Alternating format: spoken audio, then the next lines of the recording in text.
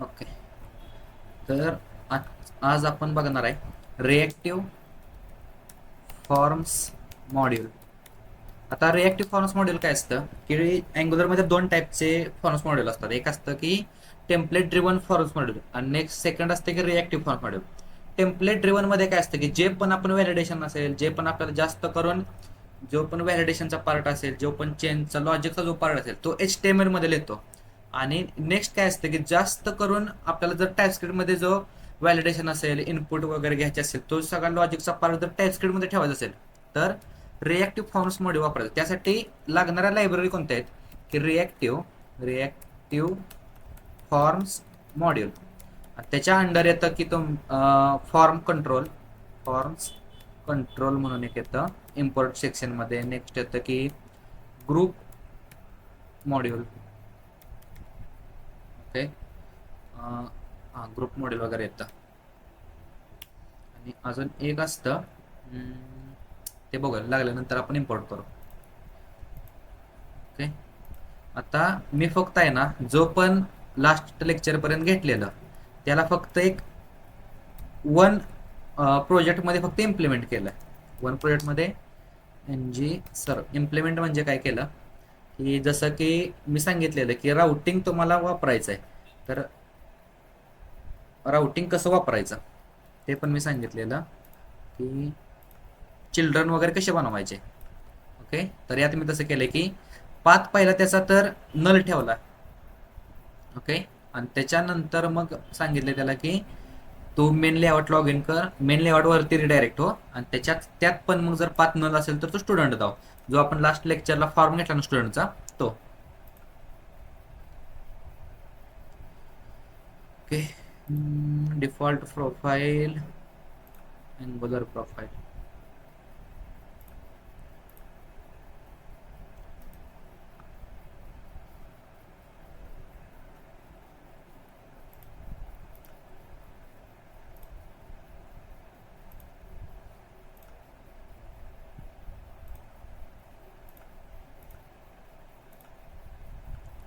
Okay. आता हे log in form जसं मी सांगितलेलं की ऍडमिन वगैरे टाकलं, फक्त त्याचं मी व्हॅलिडेशन काढले. यात काय केलं फक्त जो आपला पेजेस मधला किंवा फॉर्म्स मॉड्यूलमध्ये आपण लॉग इन पेज घेतलेला आणि स्टुडंटचं घेतलेलं, तर स्टुडंट HTML मध्ये जो पण आहे आपला जो कोड तो सेमच आहे. त्या टाइपस्क्रिप्ट मध्ये फक्त मी काय केलं की जो आपण इफ एल्स कंडिशन टाकलेलं की तू व्हॅलिडेशन कर, तुझं युजर नेम जर ऍडमिन असेल, ईमेल जर माझा ईमेल असेल, पासवर्ड फक्त A123 असेल ते फक्त काढले का, तर तेवढा टाईप करायला माझ्या टाइम नाही, त्यासाठी फक्त व्हॅलिडेशन वगैरे काढलं. ॲडमिन काहीतरी टाकलं किंवा इथं पासवर्ड A123. आता लॉग इन केल्यानंतर रिडायरेक्ट कुठं झालं, मेन पेजला झालं. ओके. आता मेन पेजमध्ये मी काय केलं, फक्त हेडर, तुमचा हेडर आणि जो फुटर आहे तो स्टॅटिक ठेवला. आणि नेक्स्ट काय केलं की जो आपला जो कॉम्पोनंट होता, कॉम्पोनंट कोणता स्टुडंटवाला, की ओंकार मोहिते आणि एंटर कोर्स MSc वगैरे ॲड, आणि जे त्याचं CSS वगैरे होतं ते फक्त ॲड केलंय. यात कोणाला डाऊट नसेल तर दोन टाईप करा. आज आपण इथं या जो कॉम्पोनंट आहेत ना इथं सगळं आपण बाइंड करणार रिएक्टिव्ह मॉड्यूल्सचे. ओके. आता आपल्याला फॉर्म्स मॉड्यूलमध्ये कोणता फॉर्म घेऊया की फॉर्म कंट्रोल्स वापरून एक फॉर्म घेऊया. आणि तो कशात करू, फॉर्म्स मॉड्यूलमध्येच आपल्याला open in integrated terminal generate component reactive FORM आणि डेमो टाकू, रिएक्टिव्ह फॉर्म डेमो स्लॅश नको नाही, एवढंच नाव टाकू कॉम्पोनंटचं त्या.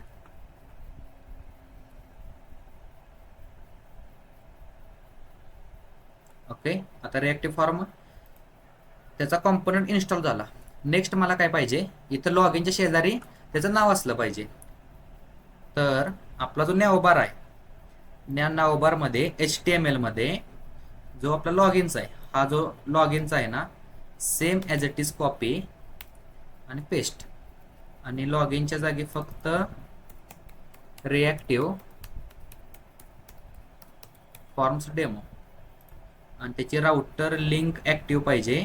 आता राउटर लिंक ॲक्टिव्ह करायची असेल, एक floating meeting controls, auto suggestion me of करतो. ऑटो सजेशन नको.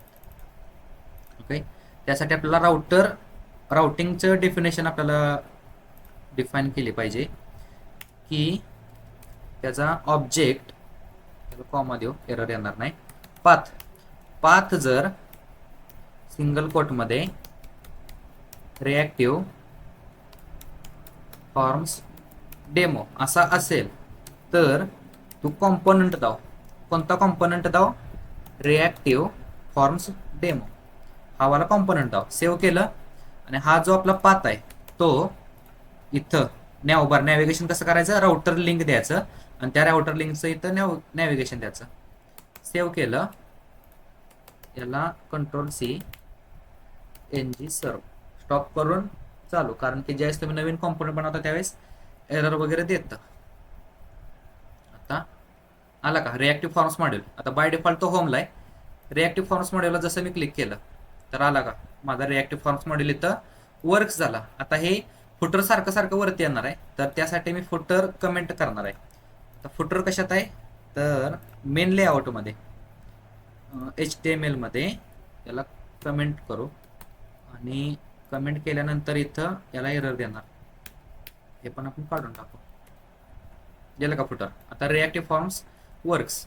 आता आपल्याला ॲक्च्युअल जे काम करायचं आहे ते रिॲक्टिव्ह फॉर्म्समध्ये, तर रिॲक्टिव्ह डेमोमध्ये HTML आणि टाईपस्क्रिप्ट, बाकीचं आपल्याला काहीच नको आहे.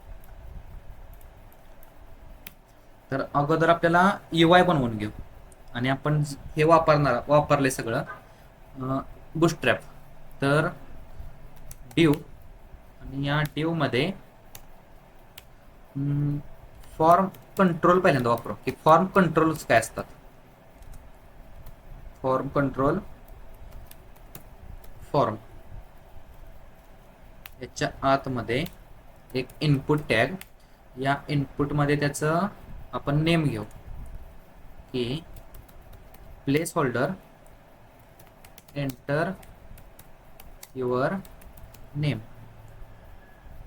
आणि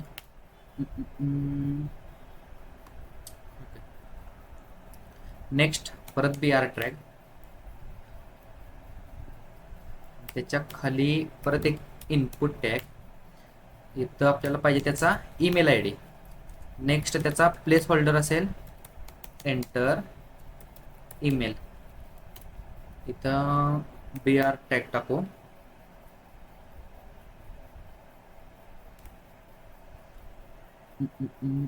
नेक्स्ट राहिला आपला इनपुट पासवर्ड, प्लेस होल्डर त्याचा enter password, same BR tag, save केलं. ओके, नेम, ईमेल आणि password.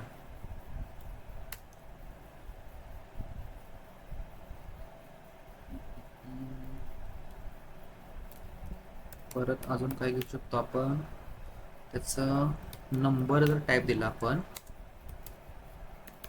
Place holder enter age. Okay, next परत एक BR टॅग, त्याचं आपण सिटी पण घेऊ. ओके, फॉर्म जरा मोठं घेऊ, कारण की जर तुम्ही स्मॉल फॉर्म घेतला ना तर ते तुम्ही टेम्पलेट ड्रिव्हन पण फॉर्म करू शकता. सिटीला टेक्स्टच असेल, प्लेस होल्डर, किंवा इथं फक्त सिटी टाकू, सेम BR टॅग,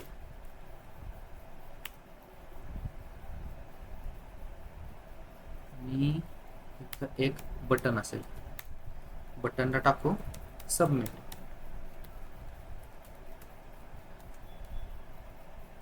याला क्लास तर आपल्याला माहित आहे, BTN/BTN सबमिट. PTNSUCCESS. ओके, तर फॉर्म आपला असा दिसतोय आणि त्याच्या क्लिक इव्हेंटला, ओके, क्लिक इव्हेंटला ऑन सबमिट नावाचं फंक्शन कॉल होत आहे आणि इथं पण आपण टाकू की त्याची स्टाईल विड्थ 300 पिक्सेल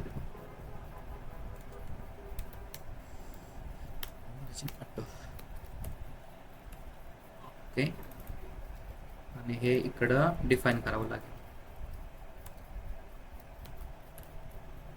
आलं ते सेंटरला वगैरे, इथं नाव वगैरे टाका, बाकीचं ओके मध्ये. आता मला काय पाहिजे की ह्या ज्या फील्ड्स आहेत या फील्डचा डेटा मी कन्सोलवरती मला प्रिंट करायचा आहे. तर पहिली महत्वाचं जे आपल्याला लागतं ते म्हणजे काय असतं की form control. Okay, form control काय असतो, जो तुमचा आपण लास्ट लेक्चरला काय बघितलं, एनजी मॉडेल काय करतो, टू वे डेटा बाइंडिंग. तसं फॉर्म कंट्रोल पण तुमचा टू वे डेटा बाइंडिंगच करतो, पण जो पण तुमचा लॉजिकचा जो पार्ट आहे तो सगळा तुमचा टाइपस्क्रिप्ट मध्ये येतो, HTML मध्ये काहीच येत नाही. तर त्यासाठी इथं इम्पोर्ट करायचं आहे फॉर्म कंट्रोल. ओके, आता फॉर्म कंट्रोल इम्पोर्ट केलं फक्त वापरलं नाही, त्यासाठी त्याला तो एरर येतोय. तर फॉर्म कंट्रोल वापरायचं कसं HTML मध्ये की हा इनपुट टॅग आहे, तर इथं मला फॉर्म कंट्रोल वापरायचं आहे. Square braces form control F capital form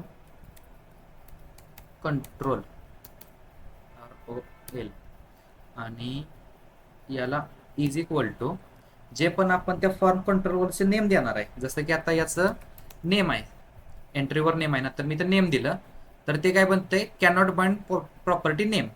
जसं बाइंड करायचं आहे ना तसं इथं पण आपल्याला डिफाईन लिहायचं आहे. डिफाईन कसं करायचं, व्हेरिएबलचं नाव, ओके, त्याला इज इक्वल टू त्याला न्यू ऑब्जेक्ट बनवायचा असतो. ऑब्जेक्ट म्हणजे जे पण आपण न्यू कीवर्डनं एखाद्या क्लासचा आपण ऑब्जेक्ट बनवतो तसं फॉर्म कंट्रोल्स मध्ये आपण एक न्यू ऑब्जेक्ट बनवणार या इनपुट टॅगचा आणि त्याला नेम या व्हेरिएबल मध्ये आपण असाइन करणार. इथं कोणता क्लास आहे, फॉर्म कंट्रोल, आणि हा फॉर्म कंट्रोल इथं कोलन त्याला 3 प्रॉपर्टी असतात. ओके, फॉर्म कंट्रोल्सला इथं 3 प्रॉपर्टी असतात, 3 पॅरामीटर्स असतात. Form control have 3 parameters. Okay, first one असतो की त्याची डिफॉल्ट व्हॅल्यू. डिफॉल्ट व्हॅल्यू म्हणजे आपण जे प्लेस होल्डर देतो ना, जसं किंवा मला त्या प्लेस होल्डरच्या जागी मला डायरेक्ट व्हॅल्यू येणार आहे, त्यासाठी डिफॉल्ट व्हॅल्यू. सेकंड वन असतो की त्याचे व्हॅलिडेटर्स. ओके, व्हॅलिडेटर्स म्हणजे काय, तो रिक्वायर्ड आहे का नाही, त्याची मिन लेंथ काय, त्याची मॅक्स लेंथ आहे. आणि validators also validators also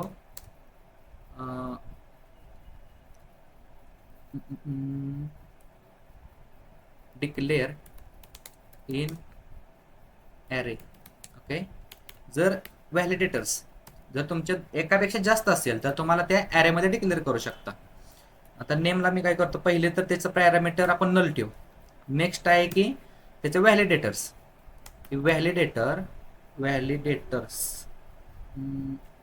validators dot त्याची बघा, इथं बघा कॉम्पोज आला, कॉम्पोजिंग, email, max length, min length, null validator, pattern, एवढे सगळे त्याचे व्हॅलिडेटर्स आहेत. तर त्यातलं मला व्हॅलिडेटर कोणता पाहिजे, रिक्वायर्ड प्रॉपर्टी पाहिजे. तर रिक्वायर्ड, आणि थर्ड वन जर नाही दिला तरी पण चालतो. थर्ड वन आहे तो युजर डिफाइनर जर व्हॅलिडेशन, कस्टम व्हॅलिडेशन जर लावायचं असतील. ओके, थर्ड पॅरामीटर काय असतो, कस्टम व्हॅलिडेशन्स, की आमच्या कंपनीनं मला एखादा प्रोजेक्ट दिला आणि जसं तुमचं ईमेलचं व्हॅलिडेशन असेल की @gmail असेल, @ काहीतरी असेल, तसं आमच्या कंपनीनं सांगितलं की जशी माझी क्रेडेन्शियल आहे तर @credential.com हा डोमेन असेल तरच तू व्हॅलिड जीमेल कर, अदरवाईज तू त्याला अलाव करू नकोस. असं कस्टम व्हॅलिडेशन तुम्ही लावू शकता, त्याला थर्ड पॅरामीटर असतो. थर्ड पॅरामीटर काय असतं की त्याचं एक फंक्शन असतं आणि ते फंक्शन इथं तुम्हाला डिक्लेरेशन वगैरे करायला लागतं. ते आपण फॉर्म ग्रुपिंगच्या वेळेस बघू. नेक्स्ट म्हणजे आजच बघायचा. आणि हा एरर देतंय इथं reactive forms module. Okay, forms control जरी इथं दिलं नाही तरी चालतं. cannot by function is not known property input.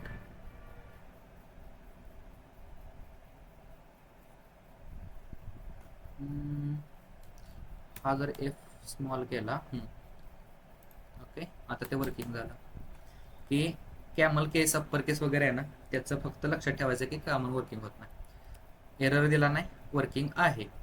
आता सपोज ऑन सबमिटला इथं कन्फर्मेशन मध्ये डायरेक्ट नेम टाकू, दिस डॉट नेम.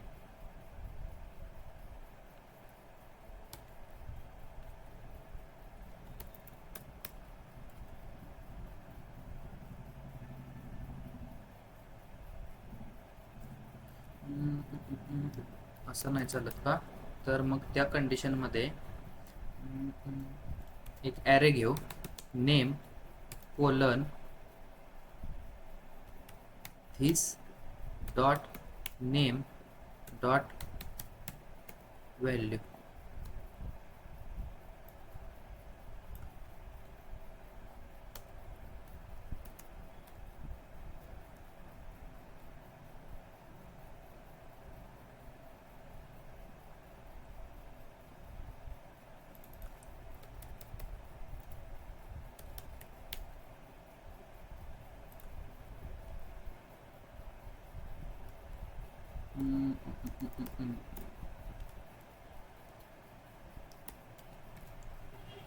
ओके, बघूया कन्सोल डॉट लॉग वरती हे कन्फर्म वरती पण चालायलाच पाहिजे.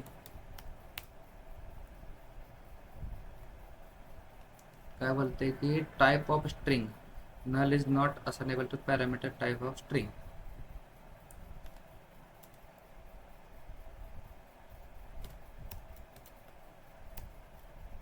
colon string. ओके, त्याचा टाईप मिसमॅच की त्याला टाईप आहे ना, आपण इथं व्हॅलिडेटर्स वगैरे लावल्यामुळं टाईप त्याला आपण एनी देऊ, पण स्ट्रिंग जर घेत नसेल ना तर इथं त्याला नलेबल वगैरे करू शकतो. ते वर्किंग होते का नाही बघा की इन्स्पेक्ट कन्सोल वरती युजर मेसेजेसला कट केलं, इथं काहीतरी मी टाकलं ओमकार आणि सबमिट केलं तर आला का ओमकार मेसेज आपला सबमिट झाला. ओके, म्हणजे हा टू वे बाइंडिंग नसतो की ज्यावेळेस तुमचा सबमिट क्लिक होतो ना, त्या सबमिटच्या क्लिकलाच आपल्याला डेटा भेटतो. त्यामुळे आपलं जे ऍप्लिकेशन आहे ना ते फास्टर होतं. आता हेच फॉर्म कंट्रोल प्रत्येक इनपुट फील्ड टाकायचे. ओके, की इथं फॉर्म कंट्रोल याचं नेम असेल ईमेल, या फॉर्मचं कंट्रोल नेम असेल पासवर्ड, या फॉर्म कंट्रोलचं नेम असेल एज आणि या फॉर्म कंट्रोलचं नेम असेल सिटी. ओके, आता सेम हे ईमेल जसं मी कॉपी पेस्ट केलं ना तसं 1 2 3 4 नेमच्या जागी फक्त व्हेरिएबलचे नाव बदलणार की ईमेल पासवर्ड एज सिटी. फक्त तुम्हाला सिंटॅक्स काय लक्षात ठेवायचं आहे की फॉर्म कंट्रोल त्याचे व्हॅलिडेटर्स असतात आणि न्यू न क्रिएट करायचा आणि त्या कोणत्या व्हेरिएबलला असाइन करणार आहे, आणि या व्हेरिएबलचं नाव इथं तुम्ही इनपुट जो टॅग आहे ना त्या इनपुट टॅगला किंवा तुमचा इथं ड्रॉप डाऊन असेल किंवा चेकबॉक्स असेल त्या चेकबॉक्स वरती फॉर्म कंट्रोलचं नेम आणि हा त्याचा सिंटॅक्स आहे डिक्लेरेशनचा. असं केल्याशिवाय तुम्हाला त्याची व्हॅल्यू भेटणार नाही. आणि इथं ऑन सबमिटला मला काहीतरी ऍक्शन परफॉर्म होत्या, ऍक्शन परफॉर्म झाल्यानंतर मला काहीतरी हा सगळा पूर्ण डेटा पाहिजे. त्या केसमध्ये हा मला डेटा प्रिंट पाहिजे. तर आता आपण ऑब्जेक्ट करू की नेम कोलन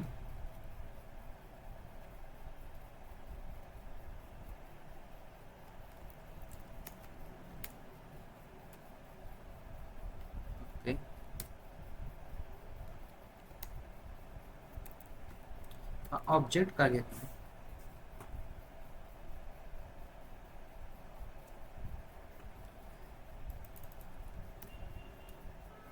की कन्सोल डॉट लॉग मध्ये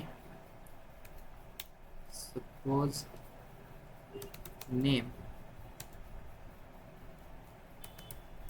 दिस dot name dot value. Okay, आता घेता येते कॉमा सेपरेटेड त्याचा email EMAIL colon email dot value comma separated password colon password dot value. आणि काय राहते आपलं एज आणि city age colon age dot value city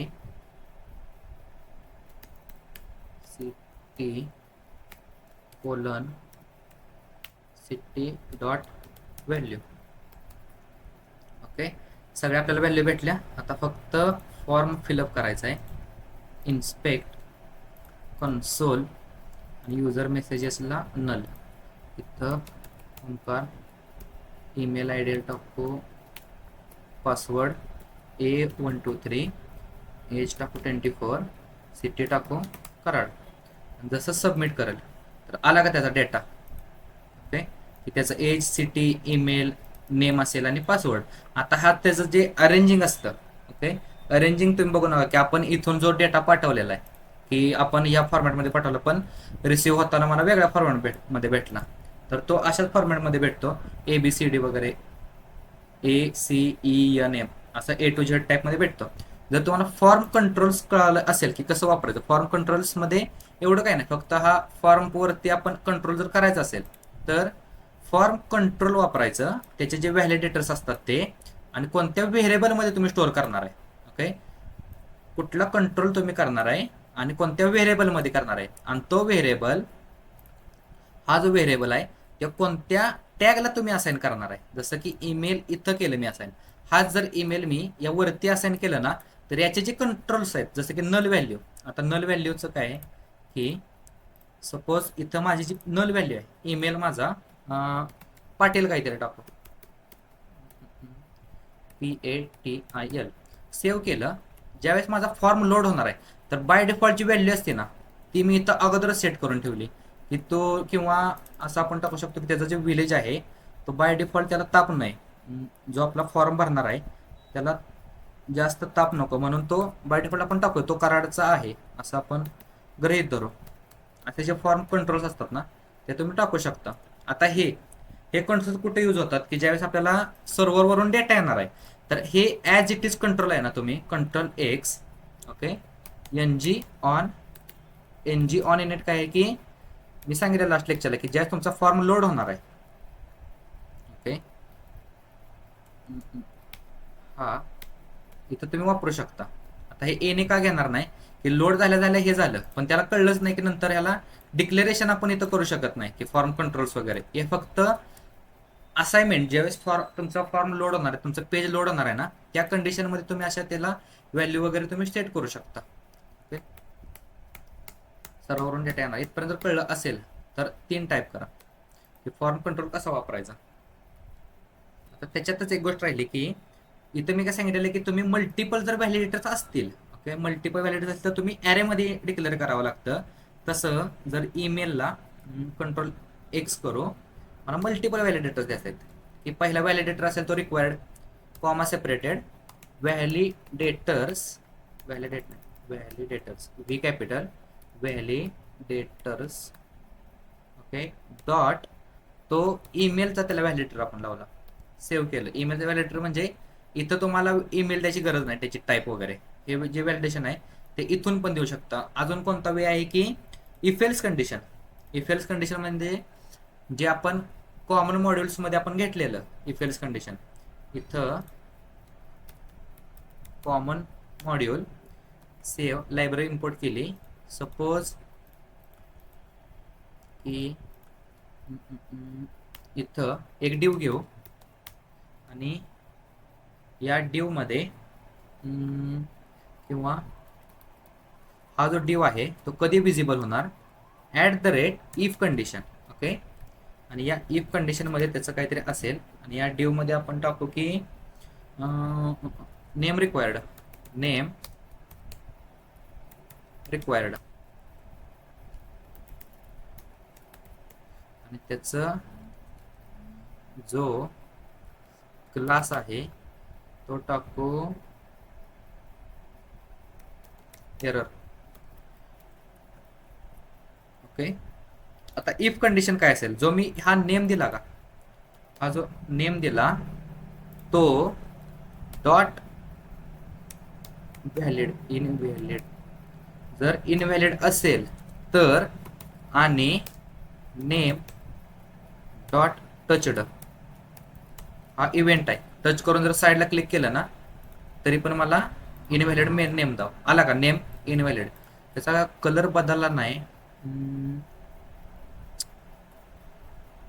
okay, class त्याचा एररच आहे.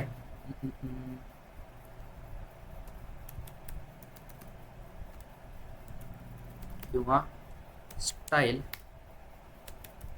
Colour red. ओके, आपण कस्टम देऊ.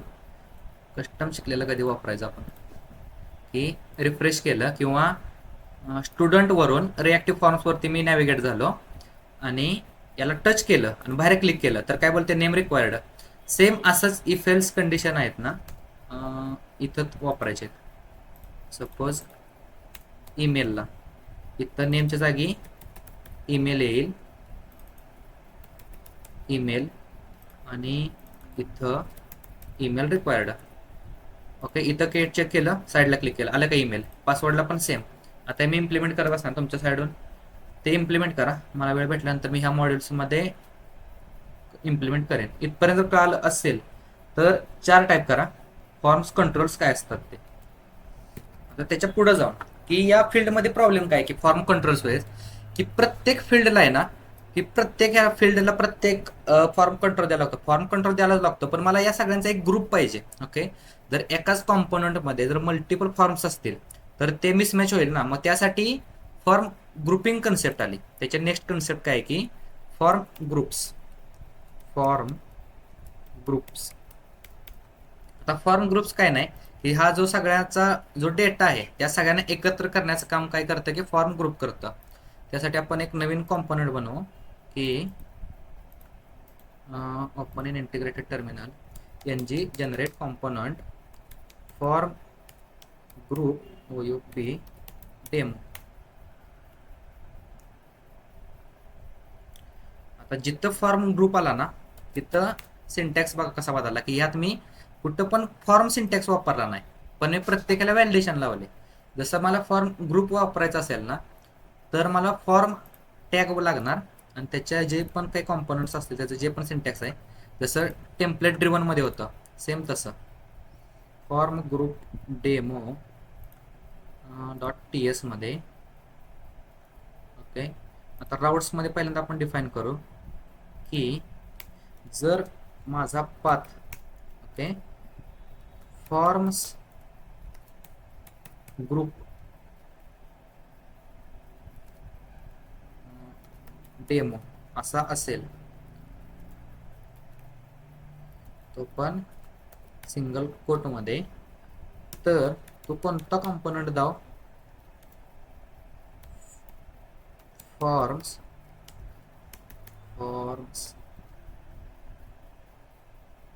GR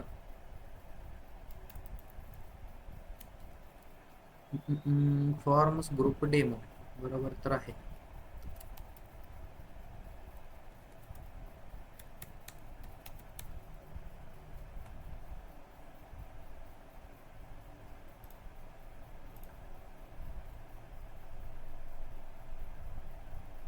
कुठे गेला हा जो क्लास आहे असा कॉपी करायचा, जर आला नाही तर कंट्रोल V आणि इथं सजेशन आलंय ना तिथे ॲड इम्पोर्ट करायचं.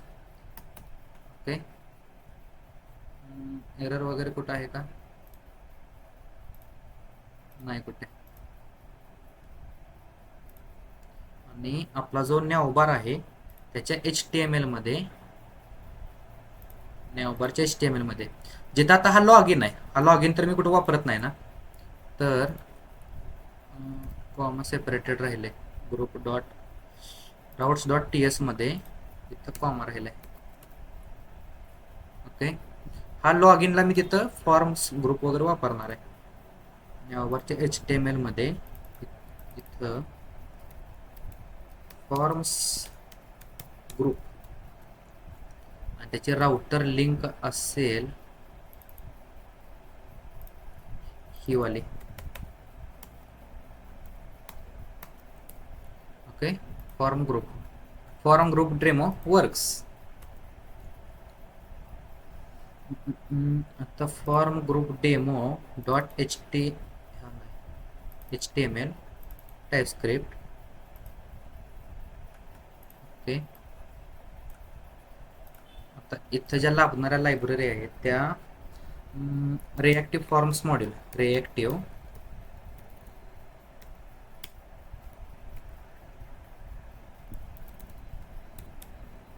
मॉड्यूल फॉर्म्स कंट्रोल आणि फॉर्म ग्रुप. ओके, आणि हा एरर काढून टाकायचं. फक्त तुम्हाला जे इम्पोर्ट सेक्शन आहे ना ते इथं आले पाहिजेत. ओके, तर मी आता पटापट फक्त फॉर्म बुटस्ट्रॅपनं घेतो बनवून. एक डिव असेल, H3 टॅग असेल, त्याला एम्प्लॉई फॉर्म घेऊ, ग्रुप, आणि याला class container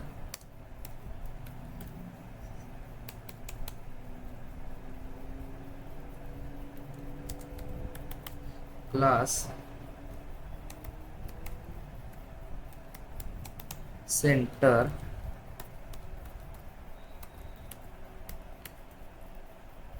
okay.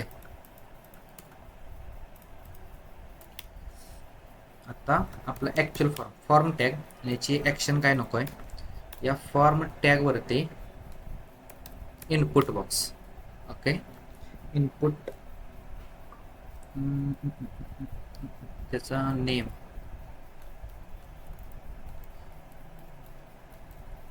Ctrl+C,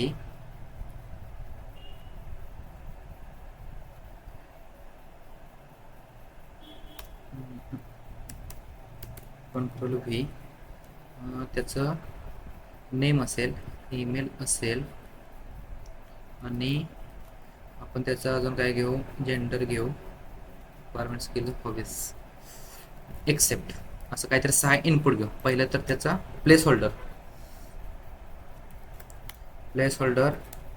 enter name. Okay,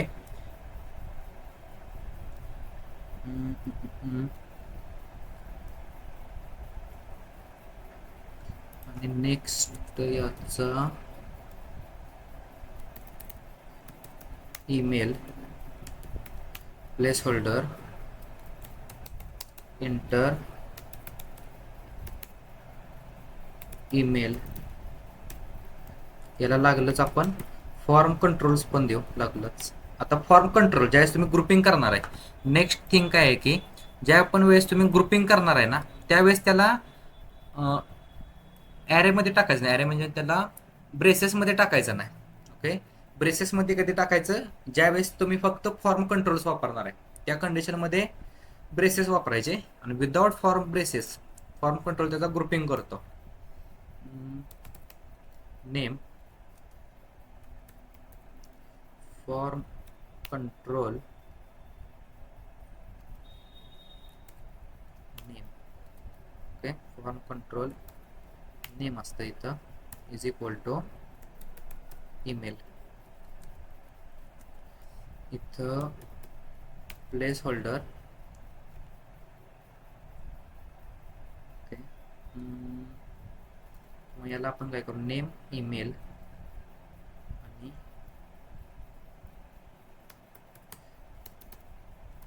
select. Okay, आता सिलेक्ट काय आहे की इग्नोर लेबल. सिलेक्टमधनं त्याचा जेंडर चेंज सिलेक्ट करायचा आहे. तर त्यासाठी ऑप्शन्स OPTIONS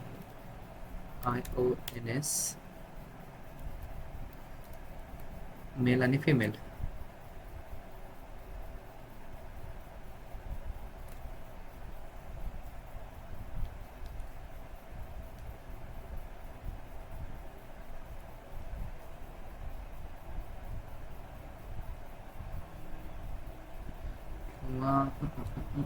अजून काय करू शकतो याला वेगळं. एकच सेकंड मग की जेंडर्सचा एक ॲरे आहे आणि त्या ॲरेमध्ये male comma female comma other. Okay,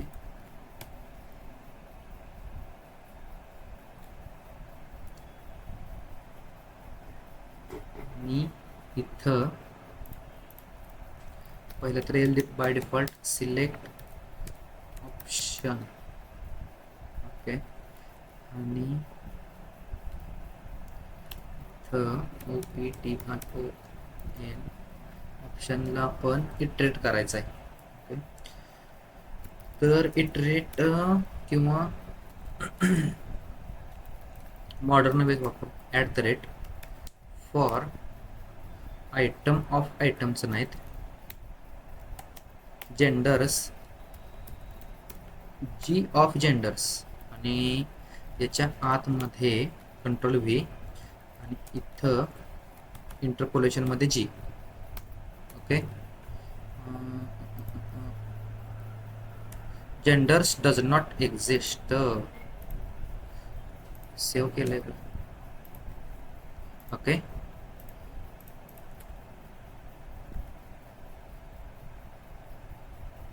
आणि अजून काय राहते,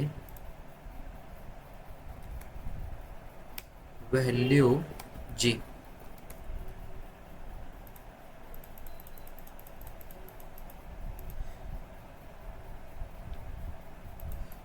तरी पण नाही बाइंड झालं.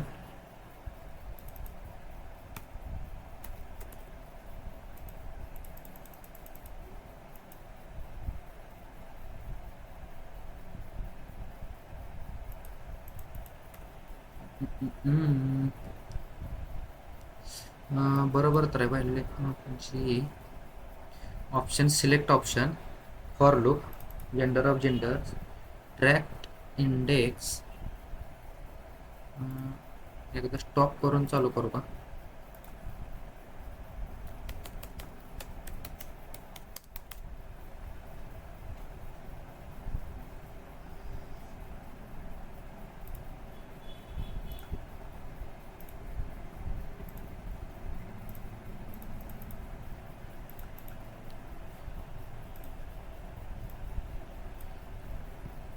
Form control must be used with parent form group. Okay, तर त्याच्यामुळं तर एरर नाही द्यायला पाहिजे.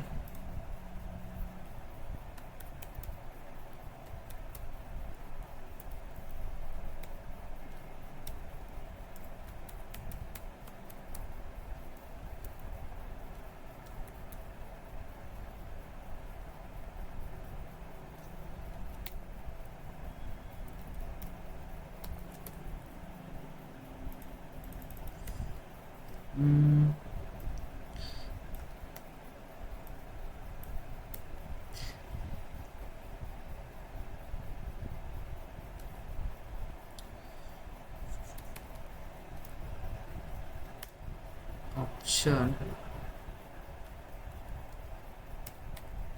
NG star NG for G of genders value G आणि इथं G येईल. काय बोलते ते property form group demo.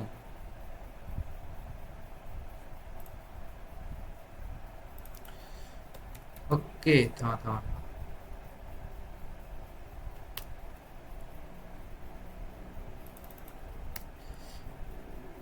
Common mistake.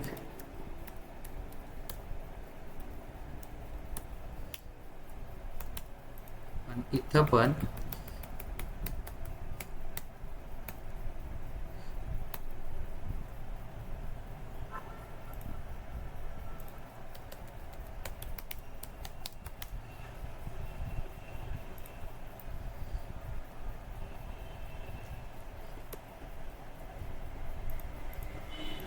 हा, तरी पण नाही.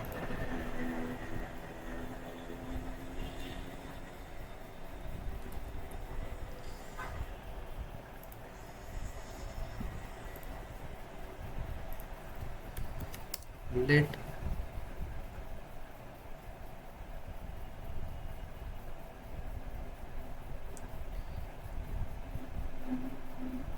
नाही येत ते.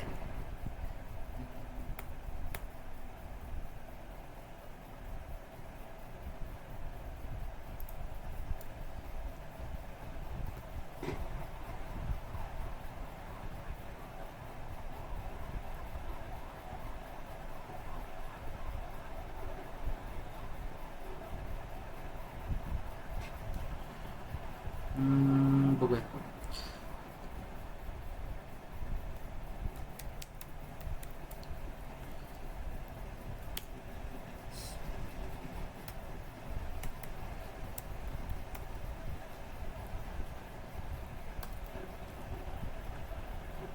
आधी फॉर्म डिझाईन करतो, त्याच्यानंतर याच्या व्हॅल्यू बघतो. जर नाहीच झाला हा ॲरे इटरेट,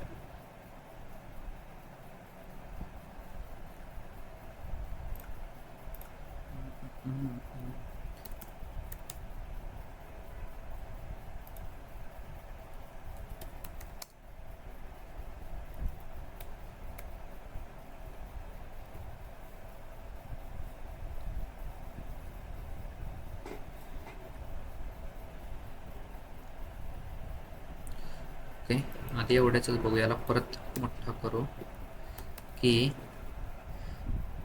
आता नेक्स्ट फॉर्म बिल्डर. ओके, पहिली गोष्ट काय आहे की आपण काय करू, हा फॉर्म तर नकोच आहे. सिलेक्ट ऑप्शन 4 घेऊ. पहिला असेल मेल,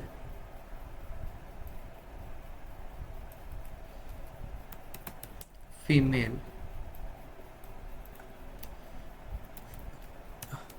ऑथर.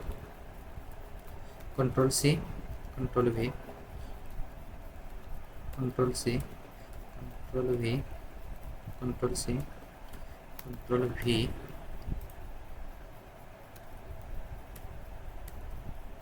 ओके, ऑप्शन येते ते, नो प्रॉब्लेम.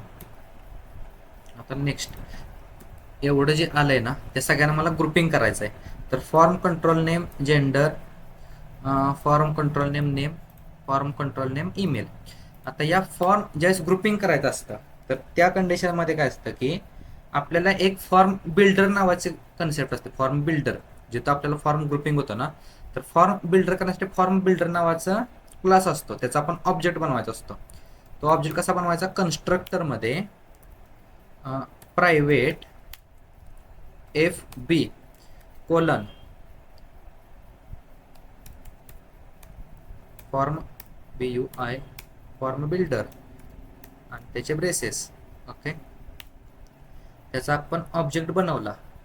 आता नेक्स्ट काय आहे की एक फॉर्म व्हेरिएबल आहे FORM, आणि या फॉर्म व्हेरिएबलमध्ये F B form builder dot group. Okay, आणि या ग्रुपमध्ये एक ऑब्जेक्ट आपण स्टोअर करणार आहे, आणि या ऑब्जेक्टमध्ये आपले जे व्हॅलिडेटर्स आहेत, जसं की हा नेम असेल आणि या नेमला कोलन सिंगल कोटमध्ये त्याची व्हॅल्यू असेल. नेक्स्ट असेल त्याचा validators dot required comma email colon array null comma validators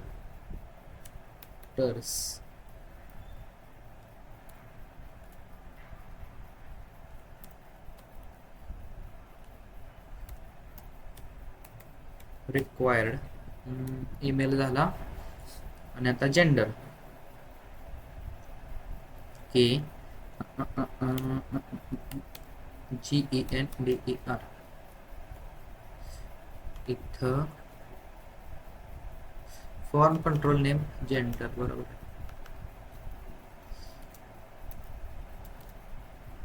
colon array null comma validators dot required. Okay. आता हा एरर का देतोय की property based before it's initialized. Okay. मग त्या केसमध्ये काय करायचं की हे तुम्ही वापरा अगर वापरू नका की FP is equal to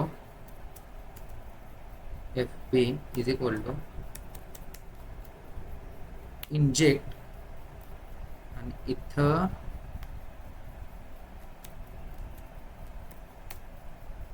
okay.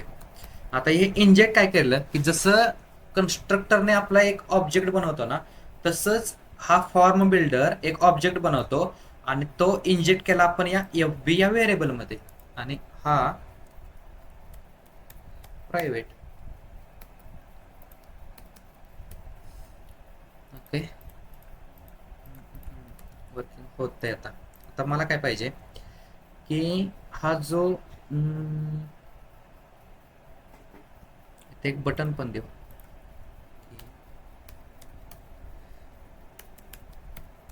Button submit आणि या सबमिटच्या क्लिकला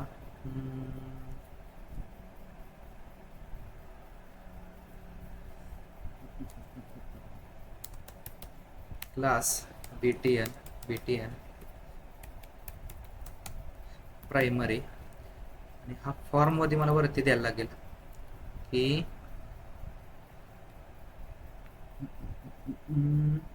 फॉर्म ग्रुप. ओके. आणि या फॉर्म ग्रुप मध्ये त्याला व्हेरिएबलचं नाव देऊ फॉर्म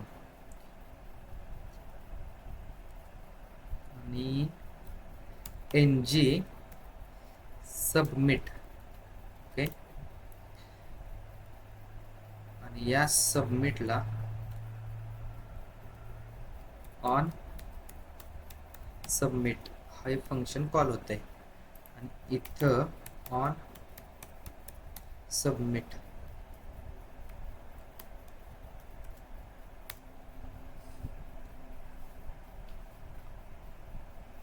ओके.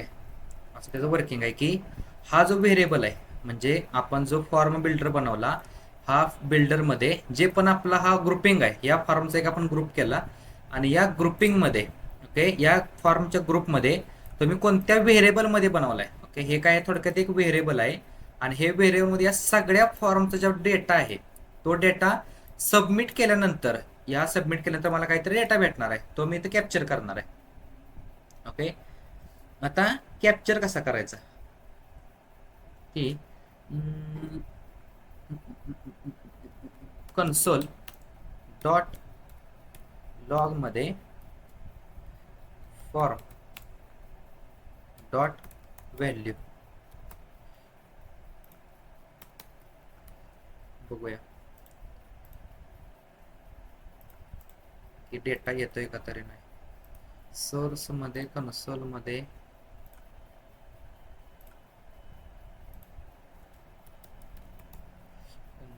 ईमेलचा काहीतरी ॲड्रेस आणि फिमेल. ओके. सबमिट केल्यानंतर आपल्याला डेटा येतोय की तो मेल आहे, जेंडर फिमेल आहे सॉरी, की ओमकार, त्याचा ईमेल ओमकार माहिती आहे, जेंडर त्याचा मेल आहे. सबमिट केल्यानंतर त्याला एक ऑब्जेक्ट भेटला आणि त्या ऑब्जेक्टमध्ये त्याच्या प्रॉपर्टी भेटल्या.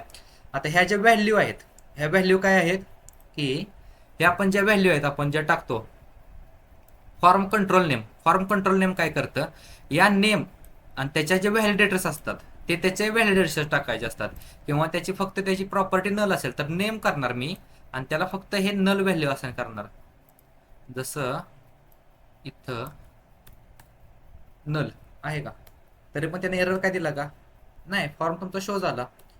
हा त्याचा फायदा आहे, की एकच प्रॉपर्टी जर वापरायची असेल तर नल वापरा, मल्टिपल प्रॉपर्टी असेल तर त्याचा ॲरे, आणि याच्या आतमध्ये पण मल्टिपल असतील तर त्याचा एक ॲरे बनणार त्याचा. असं त्या फॉर्म बिल्डरचं काम असतं. फॉर्म बिल्डरचं काम काय आहे, की मल्टिपल तुम्ही, हा माझा झाला एक फॉर्म, असेच इथं जर 4-5 फॉर्म असतील आणि त्या फॉर्मचा मला ग्रुप बनवायचा आहे, तर प्रत्येक वेळेस मी काय करणार, फक्त एक व्हेरिएबल घेणार आणि त्या व्हेरिएबलमध्ये या सगळ्यांचा ग्रुप करणार.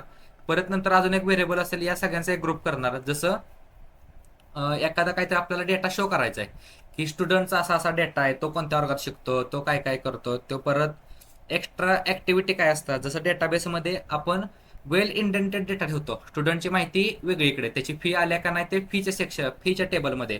पण ज्यावेळेस तुम्हाला जो डेटा दावायचा, स्टुडंटचा जर डेटा दावायचा असतो, तर तुम्हाला प्रत्येक टेबलमधनं थोडा थोडा डेटा उचलायचा असतो. जसं की स्टुडंटच्या टेबलमध्ये त्याचं नाव असेल, फीच्या टेबलमध्ये तो त्याची फी जमा झाली आहे का नाही, कोणत्या कोर्सचा टेबल आहे, त्याचा सिलेबस काय, त्या कोर्सच्या टेबलमधनं त्याचा सिलेबस घ्यायचा. या सगळ्यांचा डेटा एकत्र गोळा करायसाठी काहीतरी ग्रुपिंग करायचं असतं, तर त्यासाठी हे फॉर्म ग्रुपिंग वापरतात, की एक एक ग्रुप बनवायचा आणि त्याला इंजेक्ट करून वापरायचा.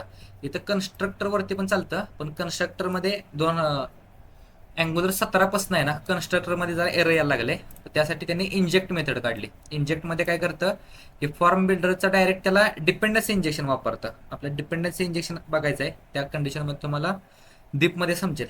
इथपर्यंत जर समजलं असेल तर वन टाईप करा.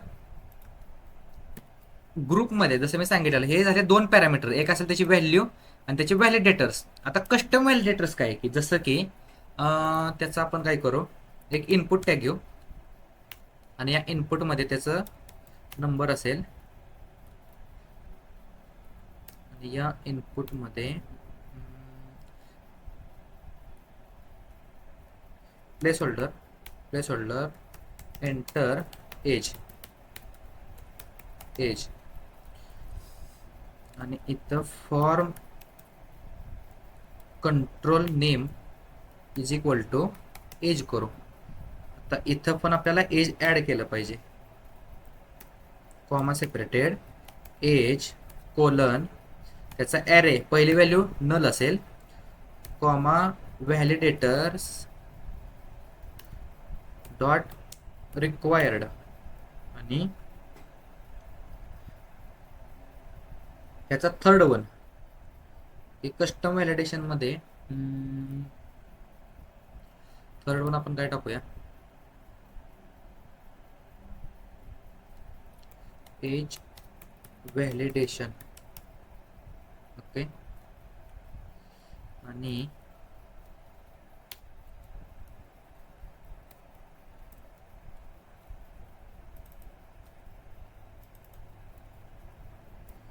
Okay age validation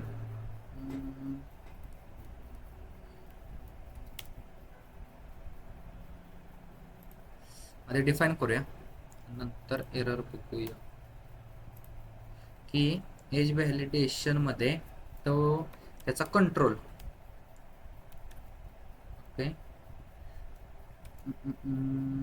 abstract control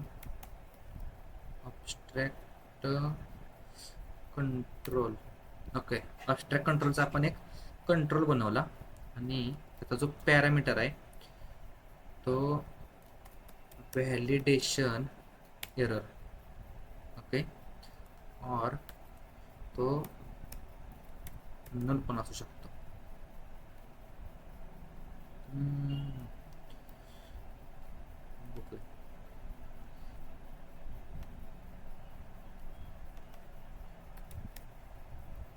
any देऊ, नल एरर देते तर. आणि आता आपल्याला त्याच्यावर कस्टम एरर दावायचे आहेत की काय, कंट्रोल्स. आता अबस्ट्रॅक्ट कंट्रोल काय केलं की याच्यावरचा जो डेटा आहे, ओके, या एज फील्डमधला जो डेटा आहे तो मला इथं पाहिजे. तर त्यासाठी अबस्ट्रॅक्ट कंट्रोल नावाची कन्सेप्ट आहे. अबस्ट्रॅक्ट कंट्रोल काय करते की त्याचा तो डेटा घेते. आता मला काय पाहिजे, control dot value, okay, control dot value, value ही जर ग्रेटर दॅन 18 असेल तर कन्सोल डॉट लॉग मध्ये this dot for dot value, okay. Otherwise error द्यायचा आहे. तर एल्स मध्ये आपण एरर कसा देऊ शकतो, this dot form dot mark all as dirty all as touched, okay.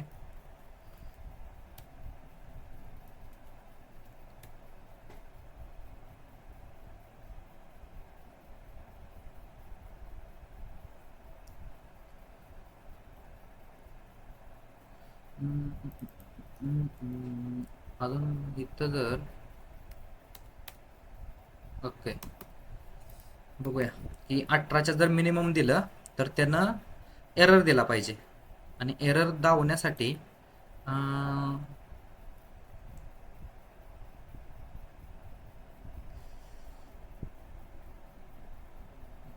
डिवच घेऊ. या डिवला age error ng star if, okay. आणि या ng इफ मध्ये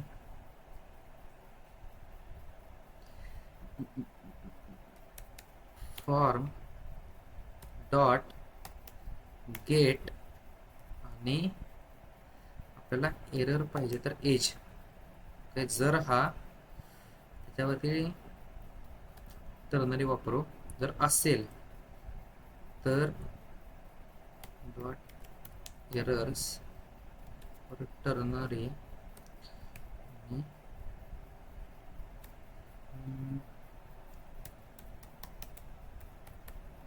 अंडर एज,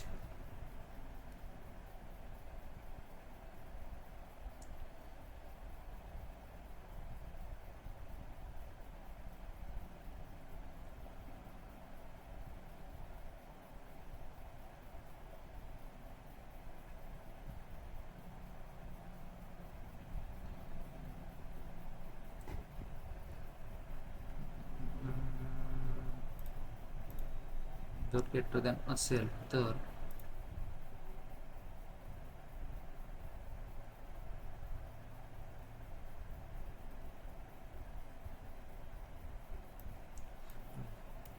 इथं रिटर्न मध्ये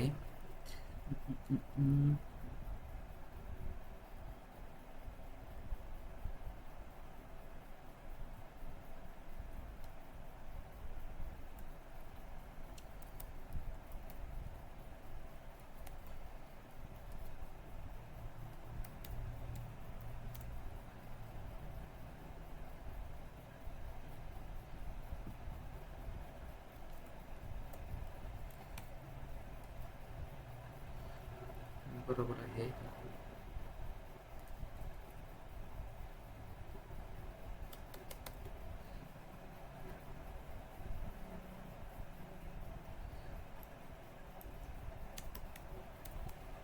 रिटर्न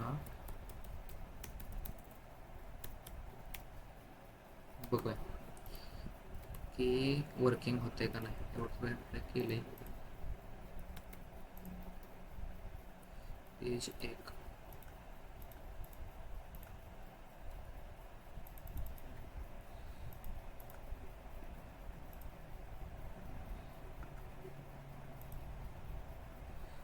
ट्रिपल 1 कसं काय आलं.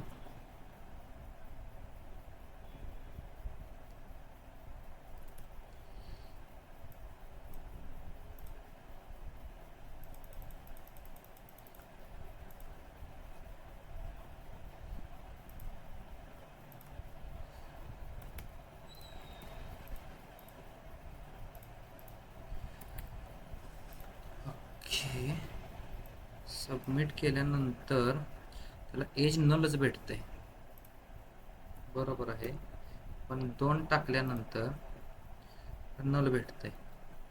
ओके,